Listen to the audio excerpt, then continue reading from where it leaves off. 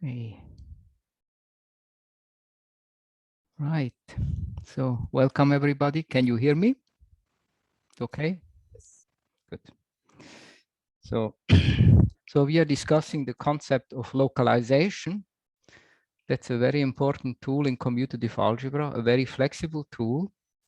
And last time I introduced the notion of the localization of a ring with respect to some multiplicative set. And today we want to generalize this notion to modules. So instead of repeating what we have done last time, I think will just continue with, because it's largely analogous what we are doing now. So this will be also some kind of repetition. We have a new section. 3.2 is localization of modules.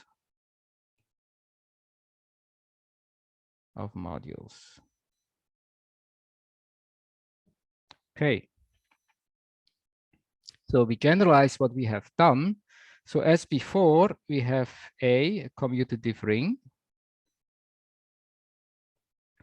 And then we always localize with respect to a so-called multiplicative subset S. So S is a subset, is multiplicative. So multiplicative, it means it contains one and it's closed under multiplication with elements. So for instance, it can consist of the powers of some fixed element, or another important situation is the complement of a prime ideal. So these are the most important special cases. Right, and what was the goal when we introduced the localization of the ring? The goal was to construct a new ring where all these elements of S become units. So they have multiplicative inverses. So now we are a little bit more general. Now I have an M module. M is an A module. And the goal is to construct another module, which is, right, okay, maybe I should say, maybe let's go on slowly. So constructed localization. So this was this ring. Okay, and it came together with the canonical homomorphism, which we denoted this way. A is mapped to this quotient A over 1. And maybe, right, let me, okay, repeat the most important feature.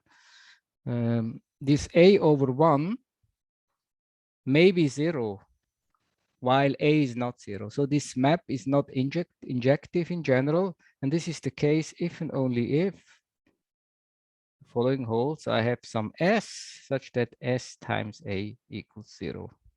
So A is annihilated by some element in S, right? So now I have this A module M. And actually what I want to do, I want to construct a module which is defined, which is a module over this larger ring. So over this thing, okay? And the way I do it, it's exactly the same as we did for the ring. I define equivalence relation. So what I want to have, I want to make sense of expressions like that. Sorry, M divided by S, or M, maybe I should write. So I want to make sense of expression like that. Okay, so this somehow, right. So what I do, I define an equivalence relation.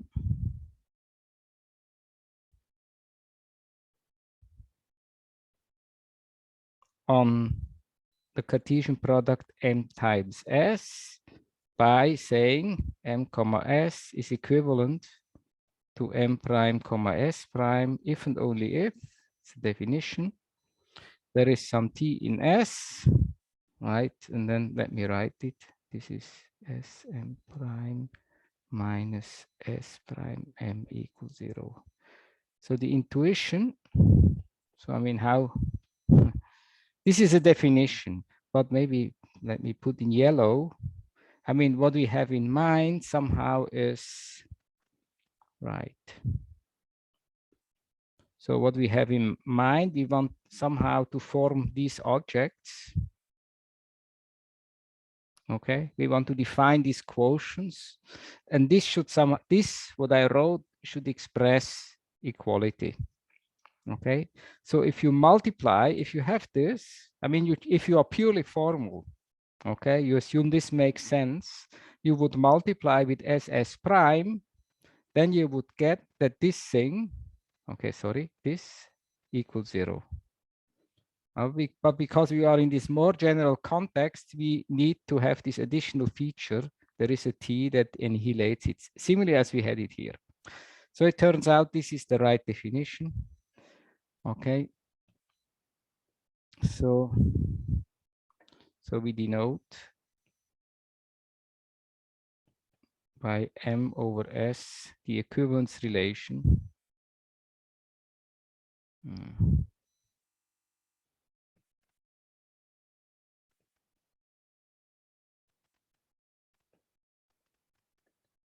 Of the pair M comma S.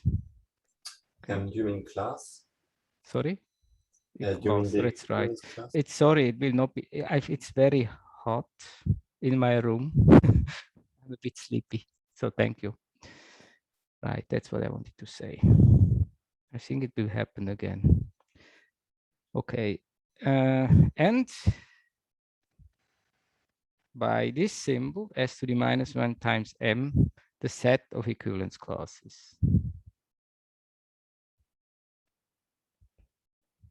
Okay, and then, I mean, what we do is completely standard, right? We want to have a module, okay? We turn this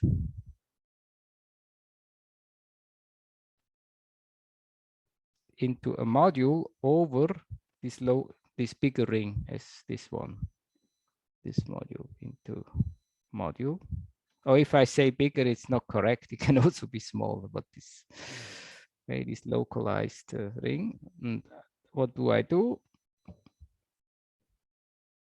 Okay, this is the definition. I define addition. Well, how would I do it? I mean, I want to maintain my usual rules of operation. So the only way to define it would be this. Okay, and of course, the crux is one has to verify it's well defined, which is straightforward. Or the scalar multiplication. Now, the scalar is an element in the localization of the ring A. It has this shape multiplied with an element in my localized module, which has this shape. And what it should be is this. Okay, this is the definition. And then one has to work a little bit. One has to check that it is well defined, but I will not check it for you because it's very boring and trivial. And axioms, it's all trivial to check. And it's the same, basically the same as we did for the ring. Okay. So after having done this, we have a module. And this module, as always, comes with a homomorphism. So I map M to this new module. And what I do, I map the element M to M over 1. Okay. In many cases, it will be injective. Then M is a submodule, but it's not always the case, which causes some problems. So this map is A-linear. Okay, now I have to be precise. M is an A module, but this is a priori not an A module. It's a module over S to the minus 1A, but via scalar restriction, I can view this as an A module. I should write it if this is considered as A module via, right. Okay. Okay, I can say, how do I write it? Maybe I should write explicitly what is the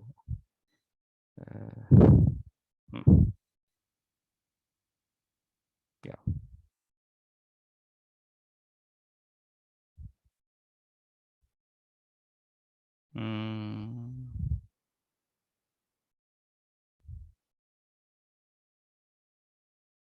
Okay, maybe I have to, sorry. Continue. Okay, okay, via, I mean, I have this homomorphism here. This is also the canonical one. Okay, and then I can do scalar restriction.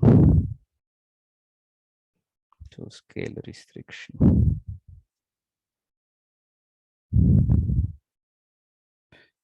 So, I mean, what would it be? I mean, okay, let's write explicitly what it would be. Like you have an element here of this module, you multiply with A. I mean, the only reasonable way to define it is this. So it's a lot of talking and writing about something very trivial. Okay, there's something that I need to shut down, sorry. There's some app which is annoying. Good.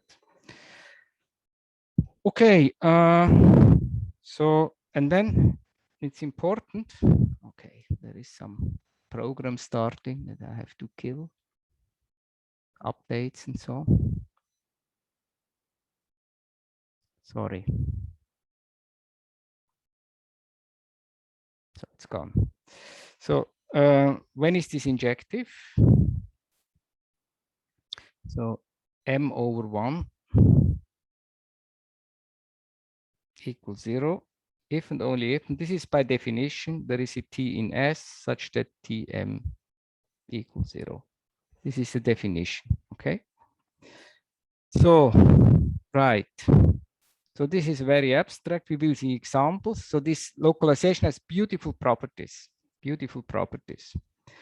And right, some notation, very common in commutative algebra. If we localize with respect to a prime ideal, we name it, okay, right, M index P instead of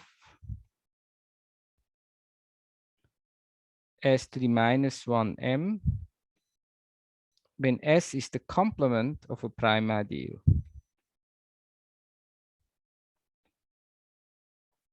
Okay, so this is the symbol here to remember. We localize with respect to the prime ideal. Okay. Also write M index F. Okay, for okay. If I localize with respect to the powers of an element F. Okay, write it this way.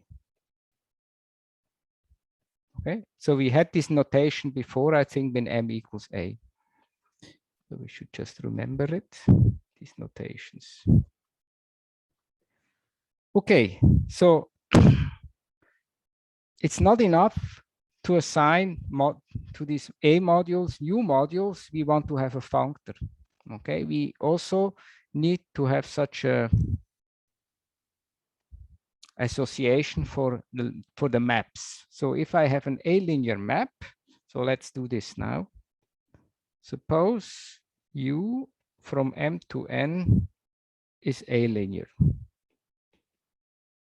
So needless to say, M and N are A modules. I have an A linear map. Now I want to assign to it a corresponding linear map of the localizations. And how can we do it? Okay, so how do we do it? I need to have such a map. Okay, and okay, the obvious way of trying is this, M over S. Okay, you see there is a difference to the tensor product. Here it's easier because every element here has this form, right? So I have an element and then I map it to what? Okay, I map the M, I have U of M divided by S. Okay, and then so it has a name, S to the minus 1 times U. Okay, well defined.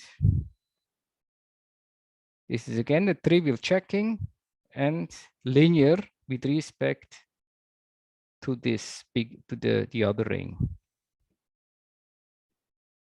Okay. I don't know, maybe I don't write this. You check yourself. It's very trivial. This is a trivial verification.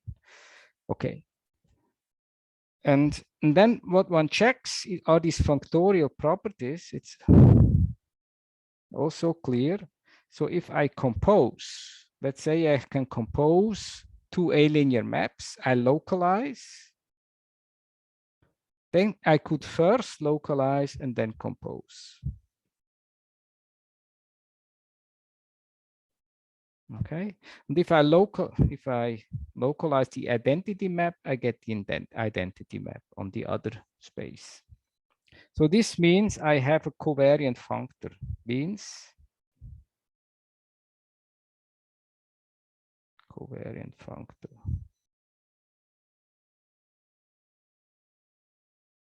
A functor.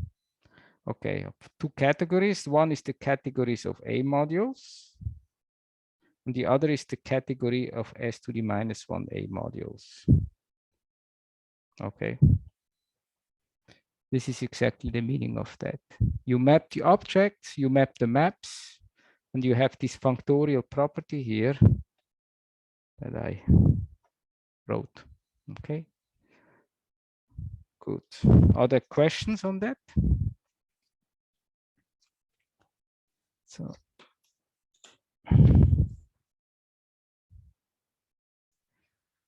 No questions. So what is good about this functor, it preserves exact sequences. So in a way, it's better than the tensor product, because the tensor product, you know, it was only right exact, but not left exact. But the scale, but this localization is perfect. So let's write this. That's the next proposition. Be free. Okay, the functor. Okay, I write the functor S to the minus 1. Okay, maybe is exact. Okay, and this means concretely, it means the following. If I have an exact sequence, okay, I don't have to write a long sequence, just a very short one. I have three members. I have go from M prime to M, from M to M2 prime. I call these A linear maps F and G. If this is exact, then the corresponding sequence after localization is also exact. So everywhere I have to put the S minus 1.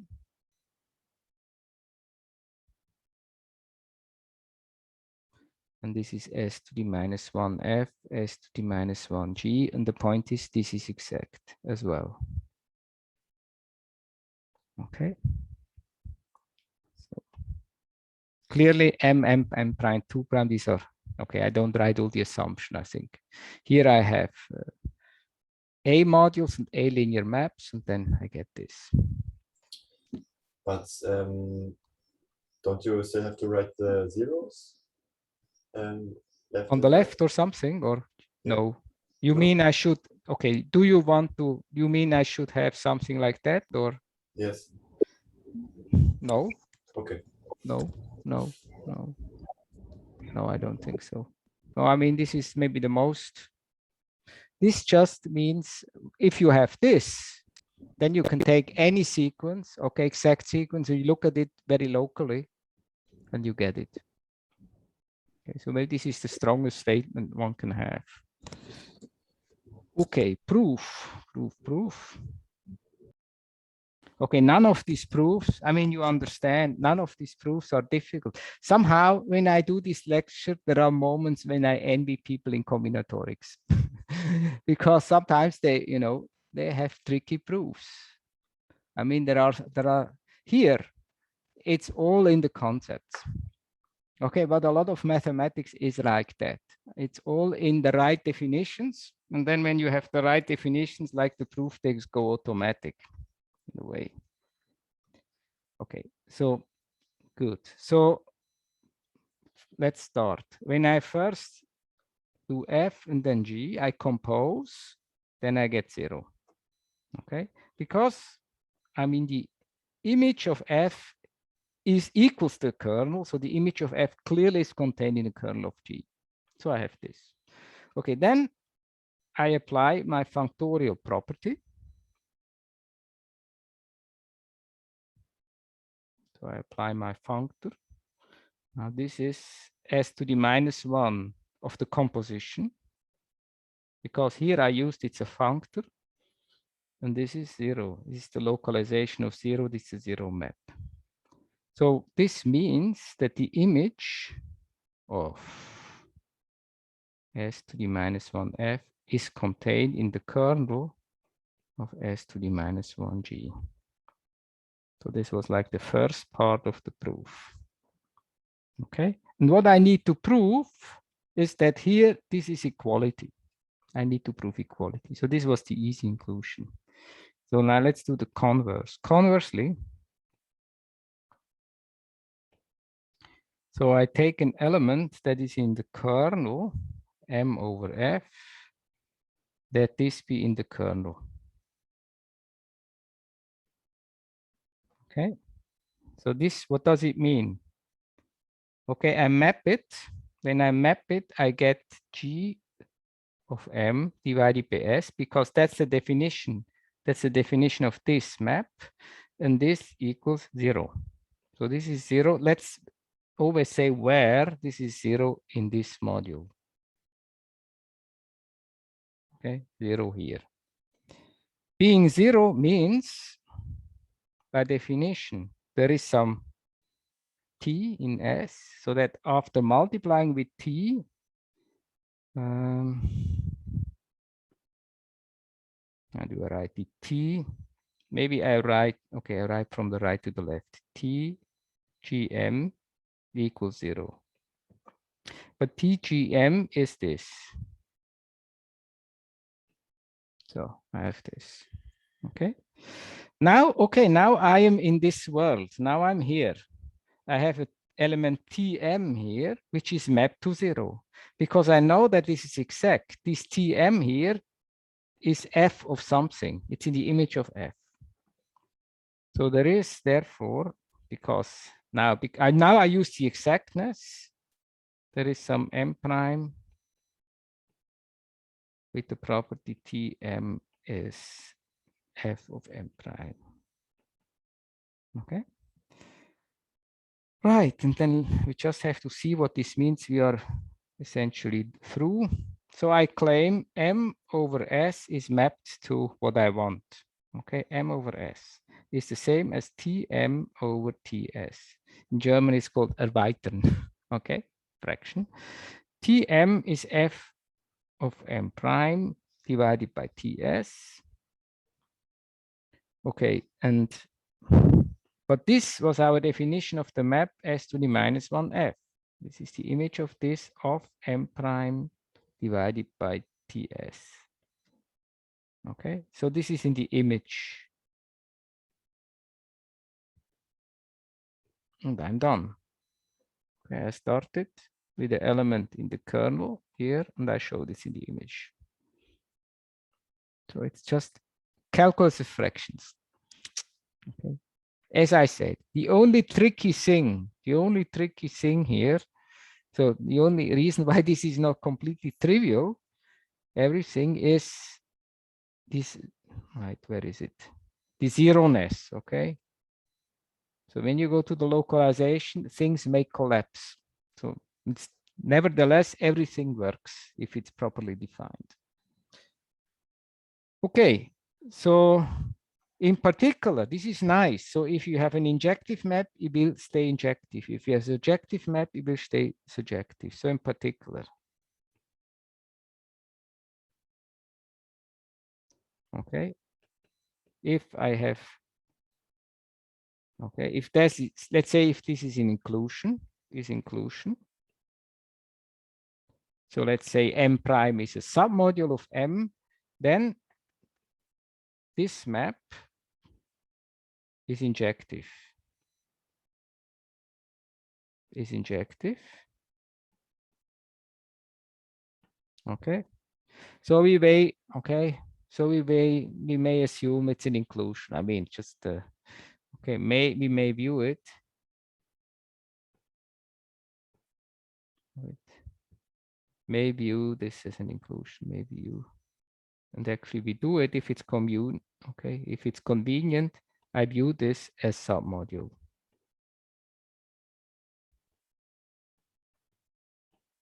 of this. So in a way, submodules become submodules. Okay, right. So this was one property, exactness is preserved. Now, next proposition says that the localization behaves nicely with respect to other operations on submodules, namely you form sum of submodules or intersections, or okay, you form quotients. That's all very nice. So that's why this localization gives really, in a way, a calculus. Okay, you can formally operate with these objects in a really nice way without thinking too much. If you know the rules, you can just operate without thinking. Okay, so taking localizations.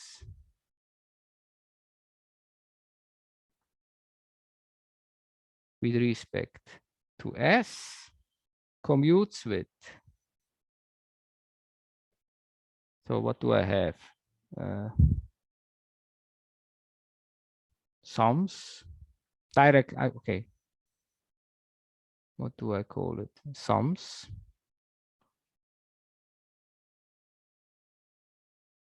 Okay, intersections. Okay, I think I want to have finite sums, actually, finite sums. Okay, I could also say direct sums. Okay. Also through finite intersections and quotients.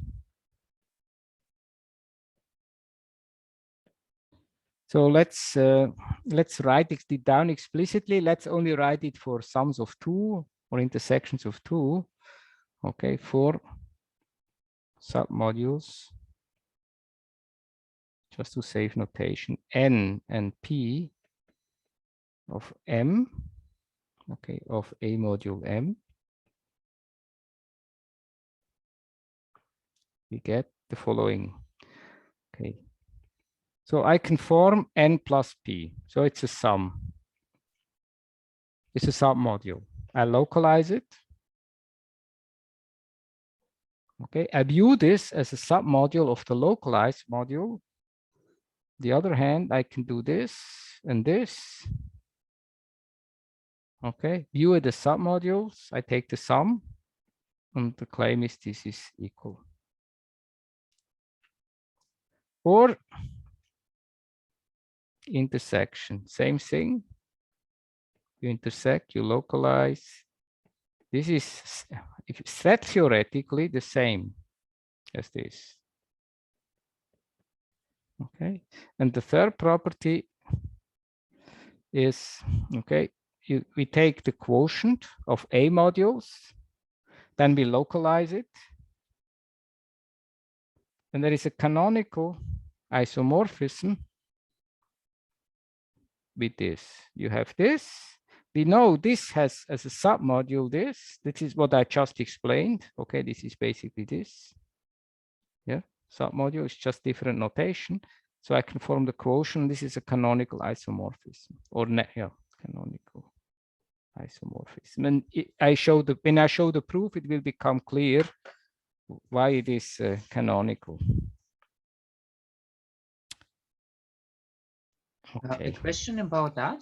Yes. You just told us before that it's sums or direct sums, but it's actually not the same. So it's true for both sums and direct sums. I mean, it's the same. But if it's true, okay, if it's true for a sum of two, then it will also be true of a direct sum. I mean. So you mean direct sum intersection is 0, and then yes, we do it yes, as a sum. this is a special case. Okay. Okay, right. Good, I mean, I don't think there is much to prove here. I mean, most of it is clear. I would say A is clear. I mean, you just write down how do the elements of these objects look like? And then that's what it is. No, I mean, there's nothing. For maybe two, a little reasoning. So on the one hand, one inclusion I think is obvious. N intersected P, if I localize, just set theoretically, it's contained here. And it's also contained here. So it's contained in the intersection. And a little argument is required to show that we have equality. And the point is, there is a very little argument. The point is now, if I have an element here and here, it may come with different denominators. So we have to clear denominators. In German, we say gleichnamig machen, okay? But of course, we can do that. And this is the proof, but maybe let me write it. So conversely, so I have an element, let's call it y over s, which is also c over t.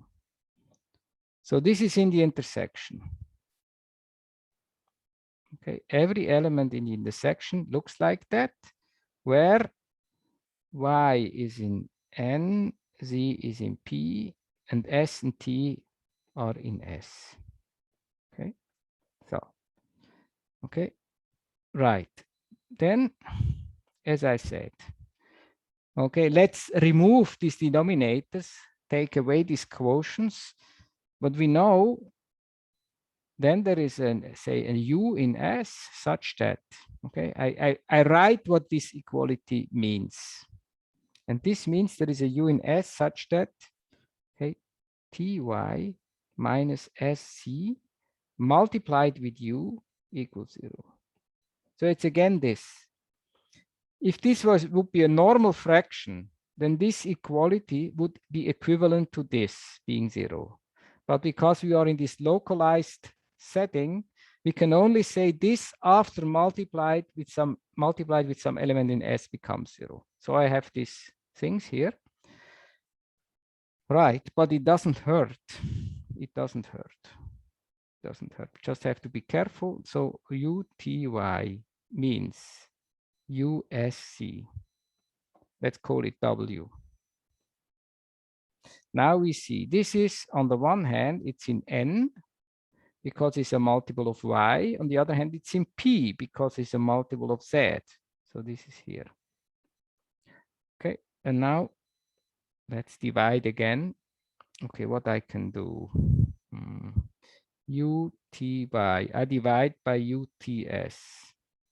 Then this is the same as Y over S. Okay, I clear T and U.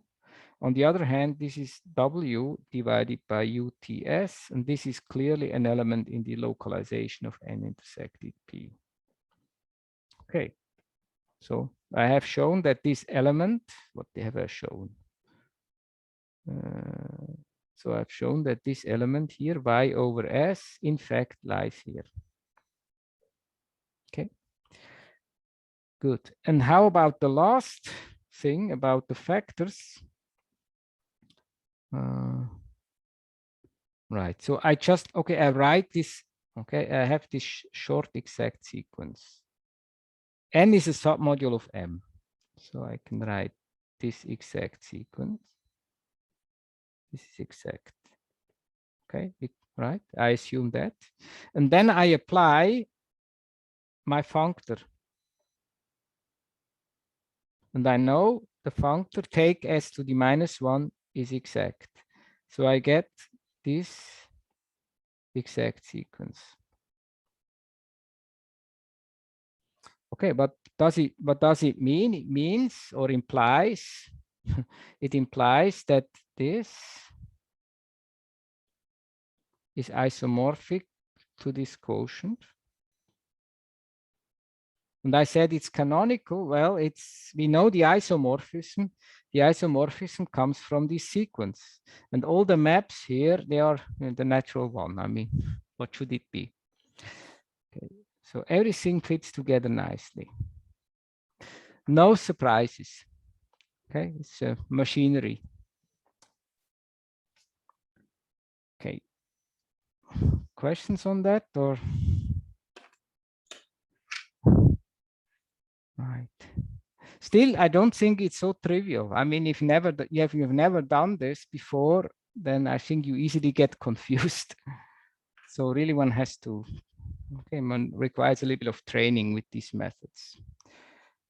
Okay, so what is the next topic?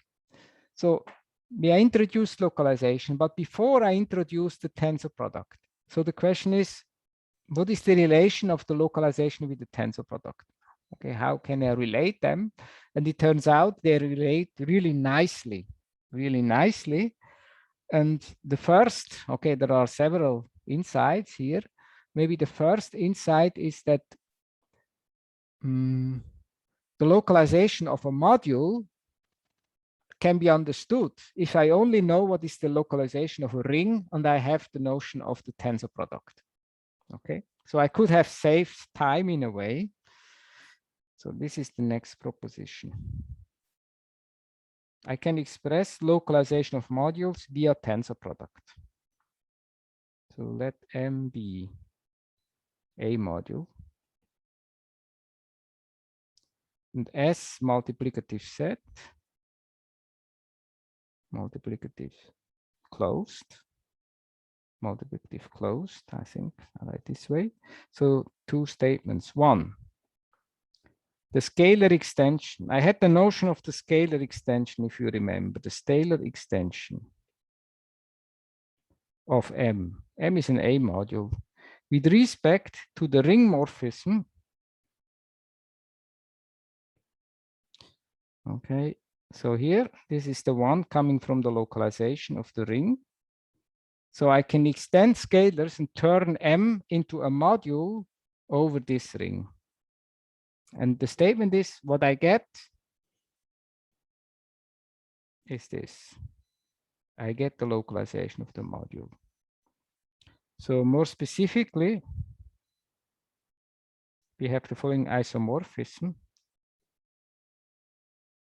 Okay, have isomorphism. Right, okay, I want to write the isomorphism. I write here on the left, what does it mean to make a scalar extension? So I have my module M. Okay, I want to make scalar extension. Then I take this tensor product with this ring. Okay, this is the tensor product of A modules, but then by our general considerations, here is a ring as well. I can view it as a module over this ring. And this is exactly the scalar extension. Okay, on the other hand, I have my localization of the module. Now I have to write a map. And what could that map be? Okay, so elements here generates in the, okay, elements in the localization look like that. I take an element is M, I take the tensor product. So every element in the tensor product is a sum of such things. And the map will send this to AM over S. Okay, so this is well defined in an isomorphism. Okay. So you see, instead of writing this way, I could have written it this way. And structurally, that's what it is. Okay, the localization of the module is a scalar extension of the module with respect to the localization of the ring. Okay, and then another statement, the next statement is, this is also true with regard to the maps. Okay, I can also scalar extend maps, A-linear maps, but I also have localization of A-linear maps, and this is all the same. So let me write, that's also very important. So let U from M to N be a linear. So I write the commutative diagram, which explains hopefully everything. So on top, I write the localization map. So this is s to the minus 1 u. Okay. Then here vertically, here is the isomorphism of part 1. Okay, and I get a similar one, an analogous one for n. Okay. And now here, what do I have to put here? So it will be the commutative diagram. Well, what would it be? The scalar extension of u. And this was defined by taking the tensor product of the identity on this ring tensor u. And the point is, this is commutative. This is the diagram is commutative. Okay. So sometimes I like to write it this way. I don't have to put a lot of text. Right. Okay, but I think you see the usefulness of this insight in a way. And I think you could prove it. I mean, if you understand the definition, right? But let me show it. Let me go through the proof, okay? So what else? Okay, the first statement. Let's do the first statement. Okay, so how will the proof go? I have to set up this map, and then I have to show it's an isomorphism. Okay, setting up the map is pretty obvious. Okay. At the risk that you will say it's always the same what I'm telling you, I would say the map. Okay, I start with the bilinear map. Okay, this one. The map. Okay, it goes sends a over s comma m to this am over s. So this map is a bilinear. That's how we start.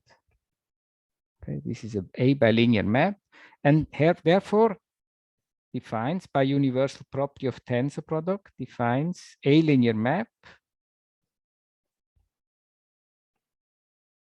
And this is the map that I need. This is this one.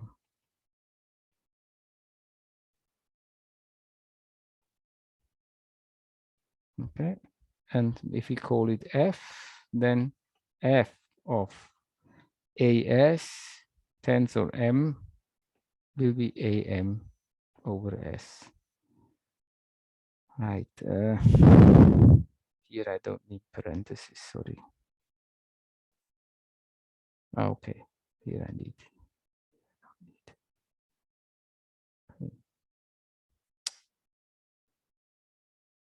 Okay, so I have this map. It's there.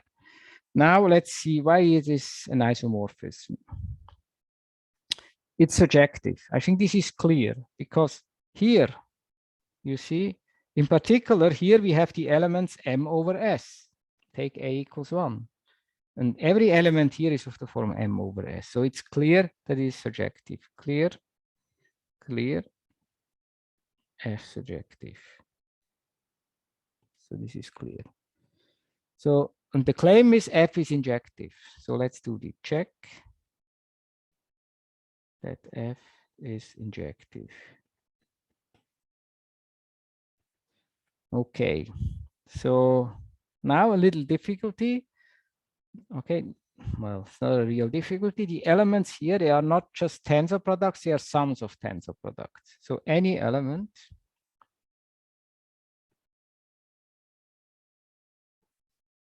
of this guy here is of the form, it's a sum, a finite sum, ai over si tensor mi. Okay. Right. So it looks like that. Okay, where, of course, AI in A, SI in S, MI in M. Okay, so now I assume it is mapped to 0. Okay, so I map it. So if I map it, I get this AI, SI. Let me see. No, sorry. At first, I don't map it. At first, I want to rewrite it. Sorry, it's hot here in my room. Okay, I write it, and the point is, I put it on the same denominator. Right, actually, let me move down this. So it's just calculus of fraction. So I define S as the product of the SI. Of course, that's in capital S. And then the cofactor is TI is the product of the SJ, where J is not I. So SI times TI is small s. And then, okay, just Gleichnam in German would say gleichnamig machen. That's what we do here, nothing else. Okay, so then how do I write it? So I write here EI TI divided by SI TI tensor MI. Okay, and but then I see, okay, this is 1 over S. SITI is S, and the AITI I move to the other side. This I can do because of bilinearity. Okay, then I see this is, I can pull out 1 over S. It's 1 over S tensor this thing. Okay, so this is a 1 over S tensor, an element of the module M. So therefore, any element of my tensor product is of this form. Any element of this has this form, So you see, this was kind of an auxiliary argument. Some S in S, M in M. Okay, I could have said this outside of the proof. Every element of this tensor product has this form. Okay, this is maybe something to remember. Okay, now assume I want to show injectivity of F. Now suppose F maps this element to 0. Okay. Now we have to see what this means. So then, if you haven't forgotten, I mean, what does the map do? Here is the map is defined. Okay, so it means M, okay, where is it? M over S equals 0. And this means there is some T in S such that T times M equals 0. And then I just go on, it's the usual blah, blah, blah. I want to show, right? I want to show this is 0. Okay. Right. So let's see, why is that 0? 1 over S tensor M. So the clue is multiply here with T and then move T to the other side. STTS doesn't matter. But TM is 0. So get 0. So F is injective. Okay. You see, it's this. I had this trick before. Okay. We want to show something is 0, move it to the other side. Okay. Where it becomes annihilator. Right. And how about the other? Okay, this was part 1. Part 2, so this is the commutativity of the diagram. I mean, there's not so much. I mean, we just write down here, I'm here now. We just write down what the maps do and check it's the same. So let me verify. Let me write it down. On generators. So down here, I have A over S tensor M. Up here, I have AM over S. So this is the one map. Then this is the localization map. Goes to, what is it? UAM over S. That's the way how I defined it. But this is the same as AUM over S. And down here, I go to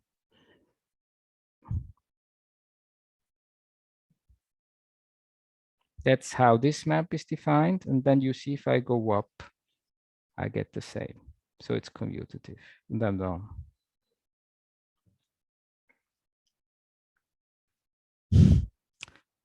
Okay. Questions on that? It just works. Just works. Not much to, yeah, just works. Right. Yeah. By the way, it's in now. It's so it will not be boring. I'm writing a paper with a couple of people, and there are also some younger, less experienced people. And no, I'm rewriting this paper, and in a way, what I'm doing, I'm not even at the moment. I don't not even add mathematical content. I just rewrite it in a way to make the structure clear. Okay, because once there is some structure there, but if you write it poorly, you don't see clearly the structure. Okay, there are lots of the same type of proof appearing several times, repetitions, calculations. If you identify what is the right structure, it becomes shorter and crystal clear. And in a way, I think that's the task of algebra. I think that's what we are doing here. Okay, in a way, analyzing the structure, right? But in the end, the arguments are not difficult. You just need to make the right definitions. Okay, this is kind of an excuse for this kind of thing. It's really useful to have these. Okay, then, okay, what is a corollary? Okay, this is 3.6. Okay, we didn't talk a lot about flatness. There is not much time, but you remember the definition of a module being flat means that if you tensor with that module, exact sequence stay exact. It's the preservation of exactness. Now, what we have shown here, actually, that was the other thing. It was the previous, it was that. No, it's sorry, confusing. I don't find it. Oh, okay, here. The functor localize here is exact. Okay. So we prove that. Exact sequence go to exact sequence. But then we realized that actually this S minus 1 to the F, this is the previous result, is this, is tensoring. Okay. So, I mean, what we see now, if we combine these two observations, we can say this localization is a flat A module. Okay. And the proof is just combine proposition 3.3 and proposition 3.5. Yeah, you have a short exact sequence of A modules. Then you tensor. Okay, you do the scalar extension. You get a sequence of modules over the ring S minus 1 to the A. But this, what you get, is the localization. That's the previous proposition. And we realized, we said localization is an exact functor. So this is just another way of saying this phenomenon. Okay. Okay, then questions on that? No. Can you maybe repeat the argument? I didn't really Right. understand. Okay. Maybe I do it in yellow.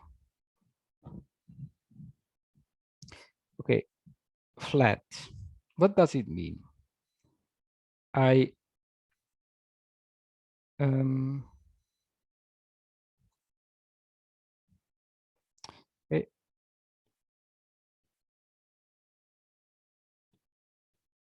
Okay, let's assume these are A modules and it's exact. Short exact sequence A modules. Now, what I have to do, I tensor.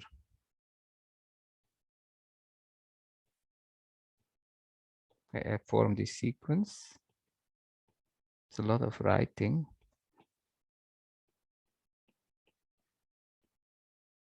I get this sequence. Okay, this is a sequence of A modules. The question is it exact? Okay, I have to show it's exact, right? Then this is the meaning of flat. Flat means that whenever you have such a short exact sequence, you form this, it will be exact. And why is it exact? Because this, I mean, this is canonically is the same as this.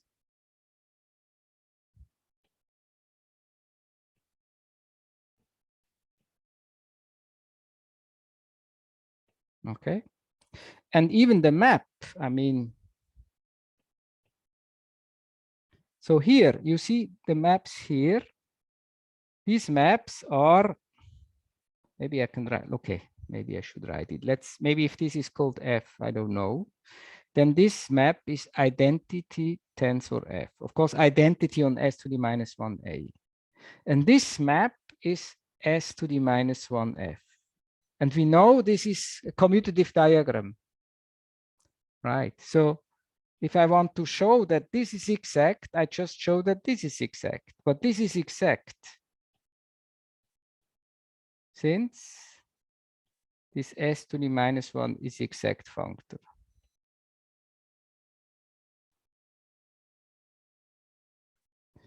Is it clear now? Okay, good. Right. What else?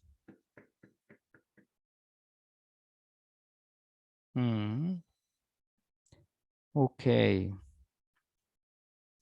Good. So, right. So I have I have two A modules. I can tensor them, get an A module, and then I can localize. Or I can first localize them, then I get modules over S to the minus 1A, and then tensor them. Statement is, what you get is the same, canonical isomorphy. That's another nice property, very useful. Maybe I put it on the next board proposition. So, okay, the statement is this, localization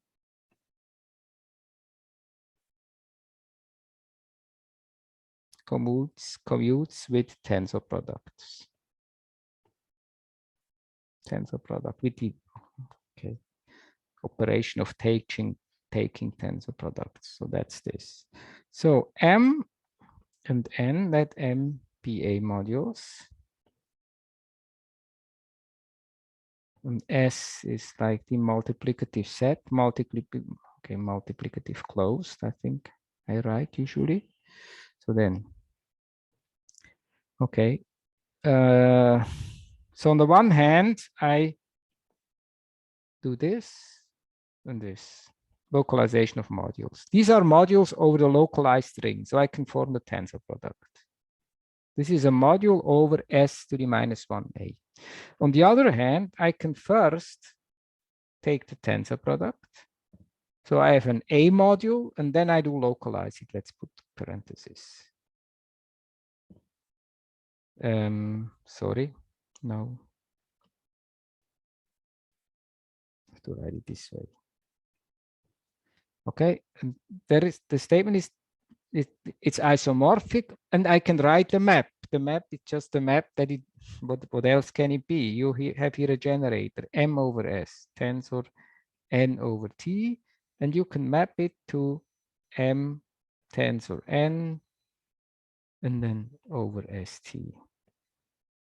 This is isomorphism of S to the minus 1A modules. Okay. Right. So in a way, I don't know.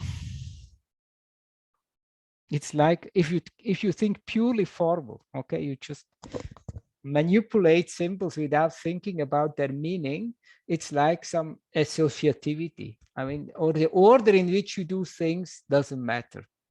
Okay. So let's write a special case of this, which is very important. So in particular, if we localize with respect to a prime ideal, in particular, if P is prime ideal of A. So I write it, so you have seen this. Then if I localize with respect to a prime ideal, the localization is denoted NP. And here I have NP. And then I take the tensor product with respect to the localized string is AP. And I have an isomorphism. Or I could just take the tensor product over A and then localize. So maybe let's put this to yellow frame. Okay.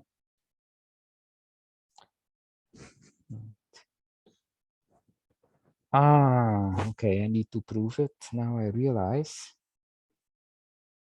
Okay, in the proof, that there is one step that relies on an argument, the general argument that I skipped in order to save time. So let's see what I can do. It's not a difficult thing, but there's a little gap, the argument. So let me do the proof. So by the proposition 3.5, so what is the idea of the proof? The idea of the proof, if there is any, you express everything in terms of tensor products. So in the statement of this proposition, I still have the operation of tensor product, we have the operation of localization. But I realized before, localization is also tensor product. So I write everything as tensor product, and then I use at some moment some associativity of tensor products. Okay, which is a little bit tricky because rings change. So this is the, so I write, okay, this and this. So I rewrite it, always trusting that these isomorphisms are, you know, canonical. So then, okay, maybe I write here, I needed some space. So okay, I write the left-hand side of what I want to do. So this is what I want. Now I plug in, I replace these two things by these two things, but I put parentheses. Okay. Tensor, but okay.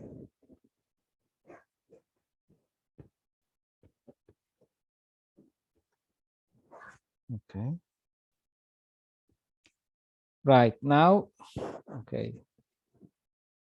So how the difficulty is somehow now we have these different rings here. Okay, let me write.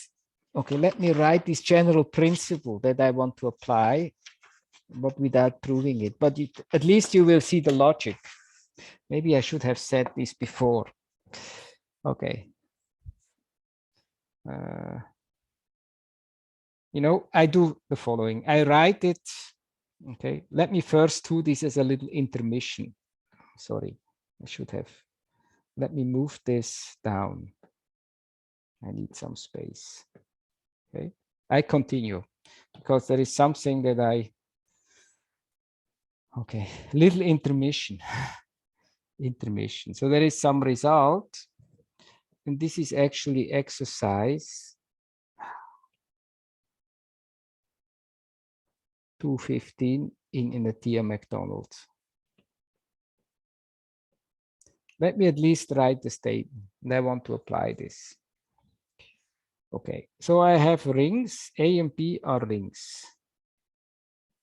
Commutative rings, M is an A module. And P is a B module. But, and N, this is a module over A and over B. Okay, this is possible. It can be a module over A and over B. Then I have two actions. And I want these two actions to commute. So there is a name for that. This is called the B module. N is an ABB module. So maybe yellow, B module.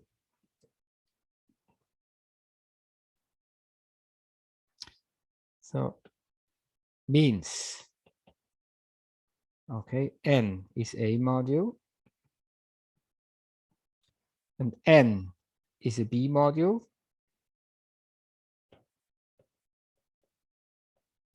And the two operations are compatible in the sense that, okay, let me write for all A in A, B in B, X in N. Okay. So, okay, now it's convenient. Okay, let's write the multiplication with A on the left and the multiplication with B on the right. It's not important, but it kind of makes the writing nicer, okay? So what I have here. So I write this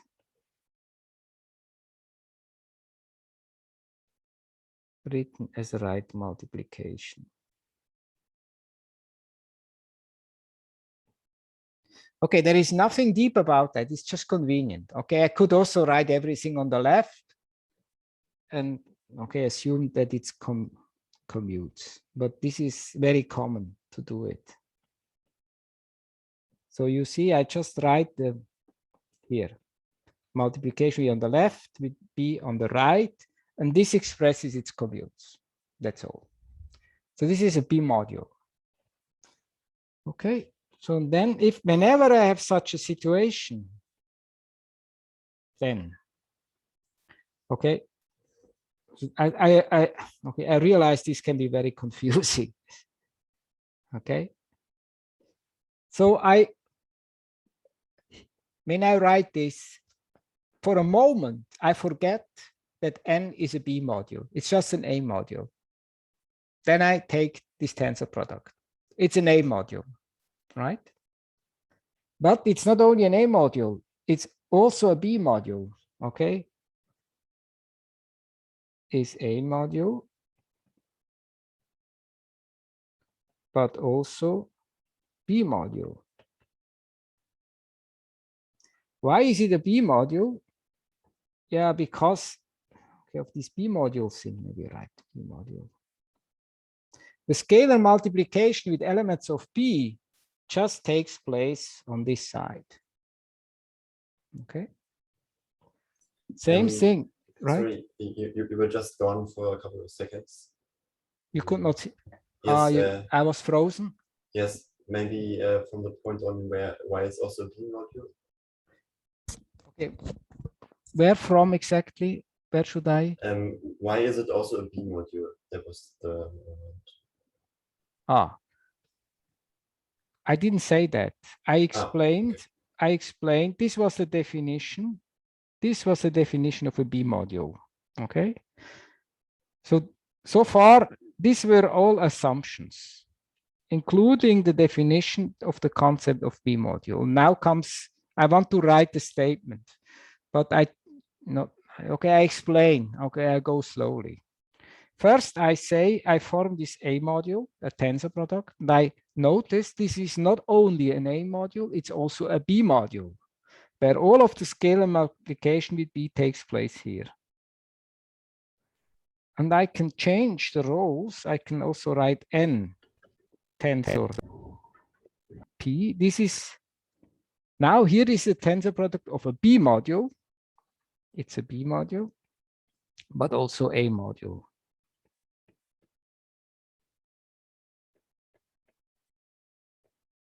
And also here, the A scalar multiplication, just because of that. And having said this, after all this explanation, I can write the statement, okay?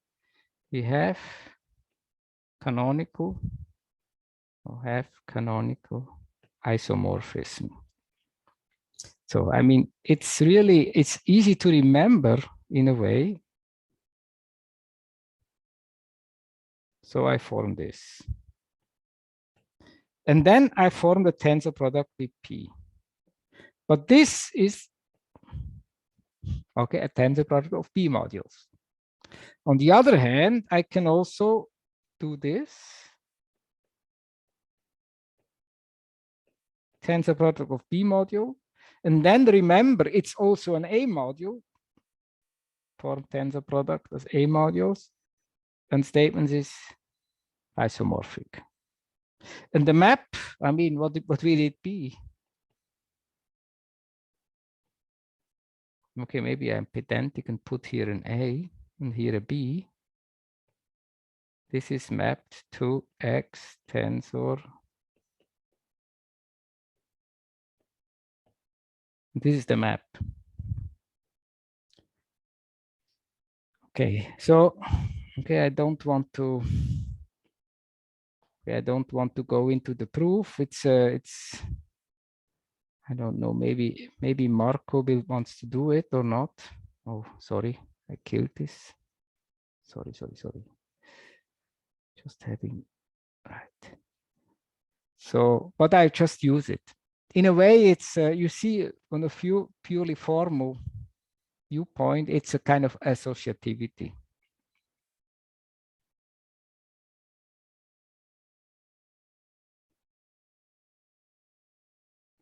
Okay, so let's use this, okay? Let's use this.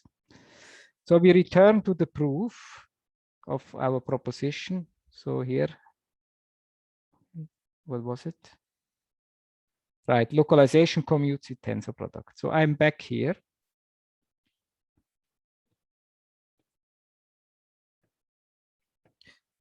Okay. So what do I do? Here, I have this. I plugged in these formulas for the tensor product of modules. So now let's apply this associativity and let's apply it twice. So I go really slowly so you can, you know, verify every step. Okay. Okay, apply.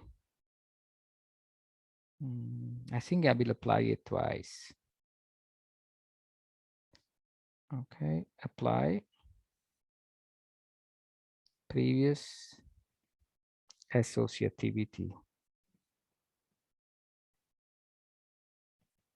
Okay, for the sake of clarity, let P be any B module. Okay, I think it will be clearer if I do it in this generality. Then, okay.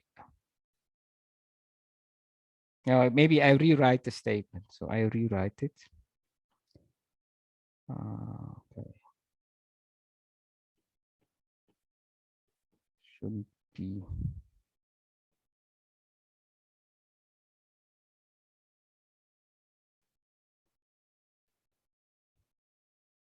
Okay. So what one has to, let's check.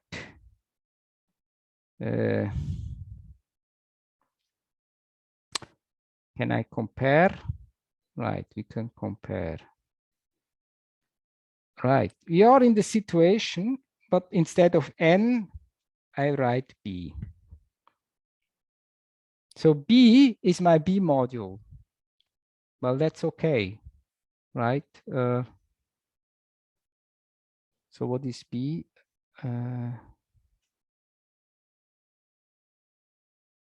Right. No, sorry. I'm confusing. I'm really, excuse me. My apologies. Sorry. Today I'm sleepy. I removed this. Really sorry, because I wanted to go and prove this exercise. No, I don't want to do this.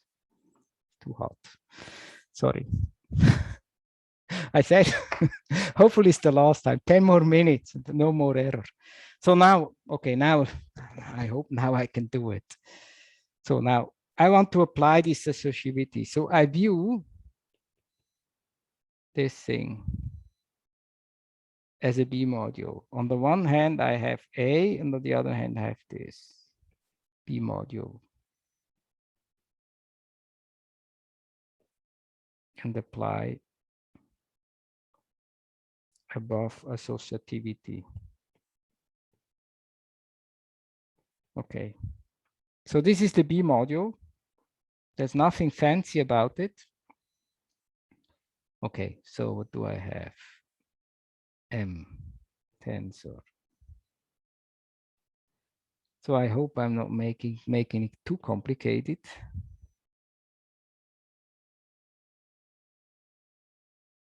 Aha, now what I do, okay, now I remember what I wanted to do. I go in 2 steps. Let's call this guy P. Okay, so here is the A module. Okay, clearly, I mean, B is this, okay? This is the B, this is the A module, this is the B module, and this is the B module. Okay, good. Now I use the principle which I didn't prove. Okay, reset the parentheses. Okay, now you see, but now what is nice, right? Here, this is just P. Okay, because, yeah, you see, like P tensor B is P because this, okay, the tensoring with the ring itself is like the 1. You see? So this is just this. Okay, so I have this. Now I continue.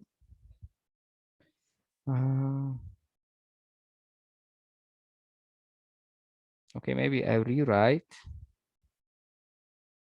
So this is,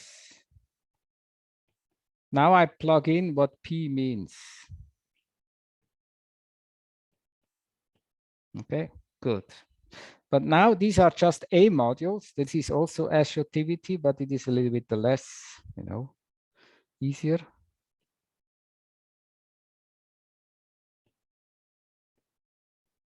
Like this, associativity. And okay, I can the order. Oh no, sorry. No, this is too bad. Not only, I also use commutativity. Oh my God. Okay, the order of things doesn't matter. So, okay, commutativity, associativity. And then I realize this is by the proposition 3.5 again, nothing. This is just a localization. Okay. So and this was the proof in a way. Sorry for that. Okay. But there's right. Localization you express as tensor product, and then it's associative. And there is a little bit of a sophisticated argument because the rings change. But otherwise, that's it. Questions on that? Just for bookkeeping, maybe you could specify that this is the proof of proposition 3.7. Because you had the associativity thing in between. Good. Proposition proof, correct. Thank you. So this makes the nodes easier to trace. Thank you.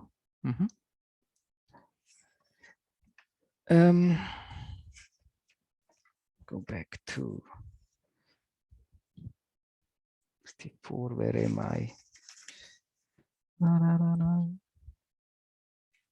Okay, next property. Right.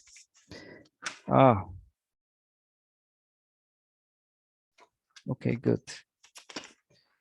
Okay, I think I'm through with this section. So, okay, there is another section. It's also in the Attia Macdonald. It's called local properties. So this is in a way one of the main applications of localization. The name localization means look local. Don't look at the whole thing, just look at the small part of it. Right. And there is also this geometric intuition about it that I try to explain a little bit. And yes, there are some properties that are local. Let's define what this means. So a property of modules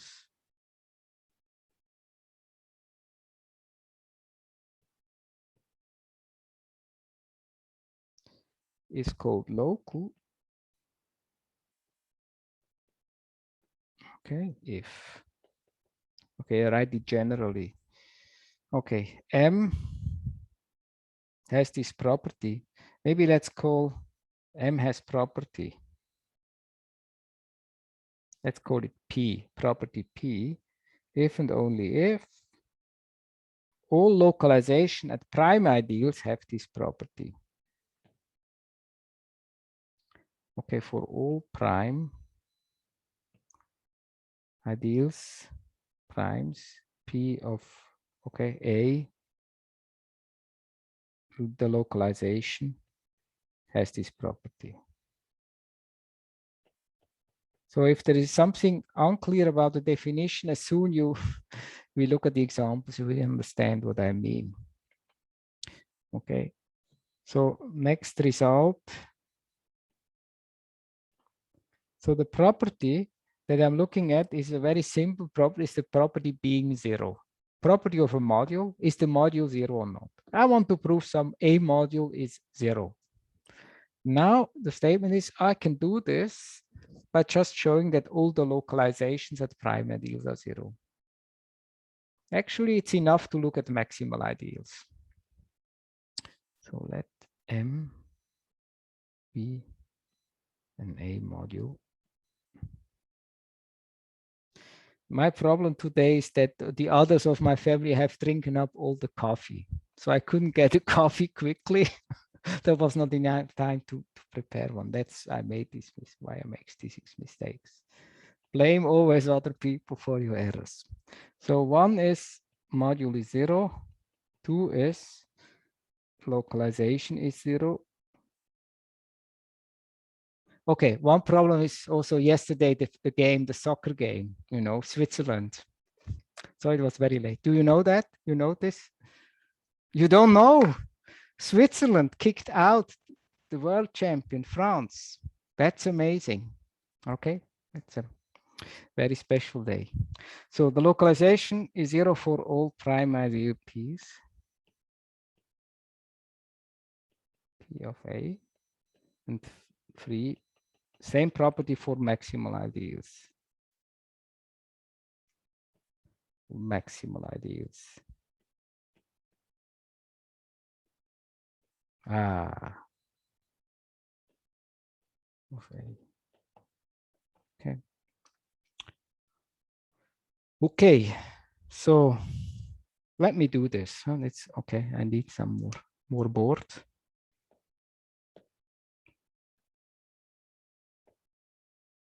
One more board, please.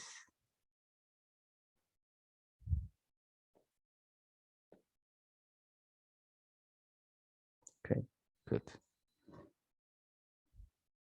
Proof.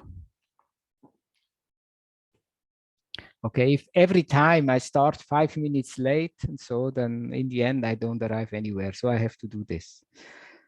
Okay, there is a chain of implications. 1 goes to 2. This is trivial. If you localize 0, you get 0. And for 2 to 3 is also clear. So this is clear.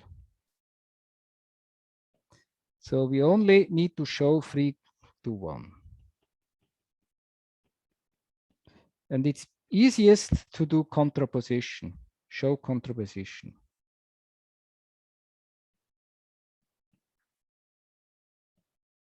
So I assume I have a module M that is non-zero. Suppose M is a non-zero module. And then I have to find a maximal ideal such that the localization with respect to that ideal, maximal ideal is non-zero.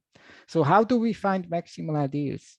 We only have one technique in this generality, and this is via the Zorn's lemma. Okay, we have a proper ideal, we extend to a maximal ideal. Always that trick. So what kind of ideal will I take? Okay, which I will extend to a maximal ideals? It will be an annihilator. Okay, so let's say X is non-zero. Non-zero element. Okay, then I look at the annihilator of X.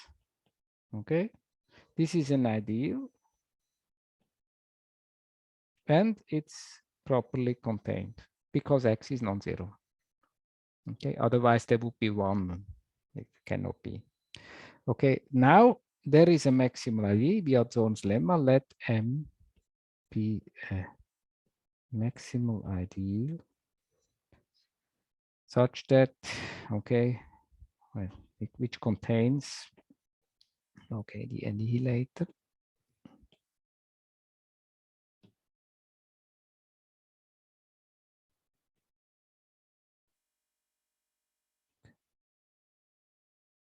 Okay, good. Good, and this is my maximal ideal. I just have to check, okay, I claim, okay, if I interpret, okay, the image of X in the localization, I write X over 1, and I claim this is not 0 in the localization. Okay, now let's check. Okay, why is it non-zero? Okay, maybe indirect. Otherwise,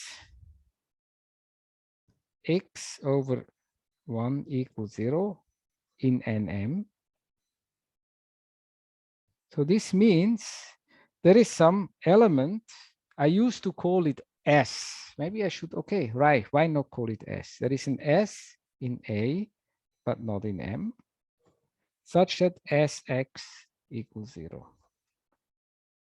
Okay, so, okay, so my S is in the annihilator. But this cannot be because S is not in M. Okay, the annihilator is contained in M, and I say S is not in M. This is not possible. Okay, so I'm done. Right? Question on that?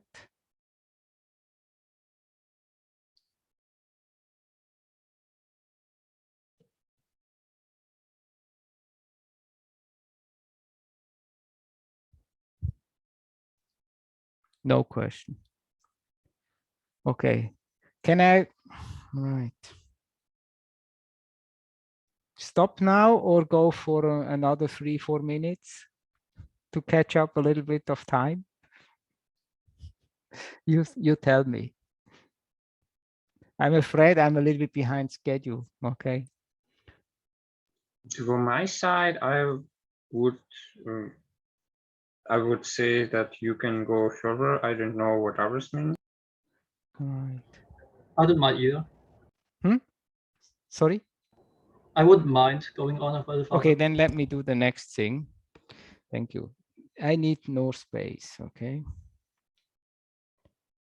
Thank you. Right. This is the next. I hope I can fit it on this board. So it's about maps. So I have an A-linear map, phi. This is A-linear. Okay. Again, I have 3 conditions that are equivalent. Equivalent are, first, the map is injective. Okay, I want to test that the A-linear map is injective. And then it's enough to test it in the localizations. So here I localize this thing with respect to a prime ideal, which I denote with phi p. I'm not even sure that I defined this, but this is the localization. The localization should be injective for all primes P of A. And the third statement is the analogous thing for the maximal ideals.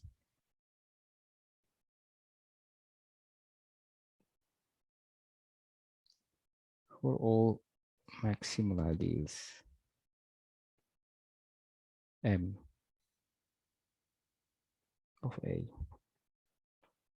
Okay, and the same, okay, statement holds for surjective. Same statement holds for surjective. So injective, surjective, these are local properties. Isomorphic also will be local properties. So proof. So sorry, let me put here something black, otherwise it doesn't, the white is a bit disturbing, the color. So okay, then I have all black.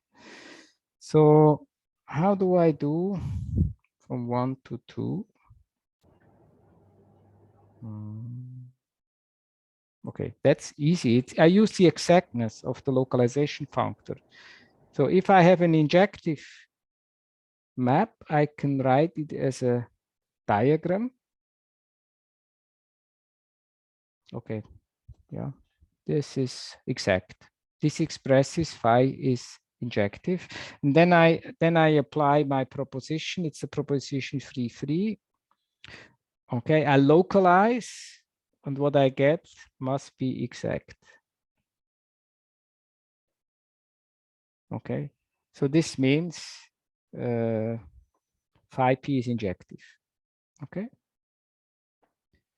Okay, good. Then from 2 to 3, this is clear. So the only thing remains to prove 3 to 1.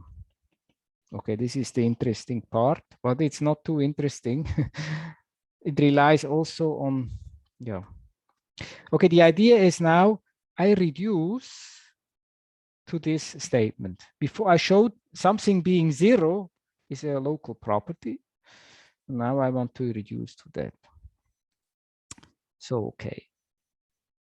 So I assume 3 and I want to show phi is injective. So let's give a name to the kernel. Let's call it M prime. M prime is the kernel of phi. I want to prove M prime equals 0. Okay. Okay, then I just look. Okay, let's first express this by a sequence. So sequence. Okay, I have the exact sequence. 0 M prime M N.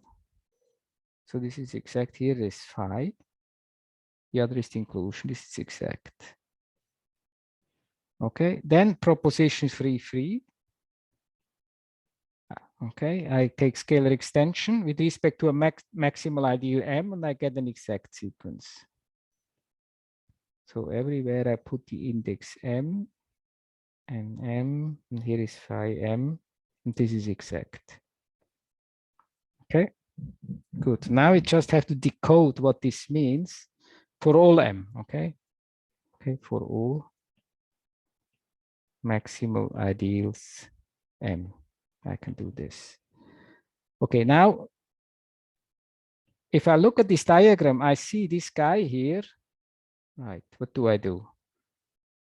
Okay, maybe I show it. This map, this map has a kernel here, but the kernel is the image of this, but this is an inclusion. So the kernel of phi M is this.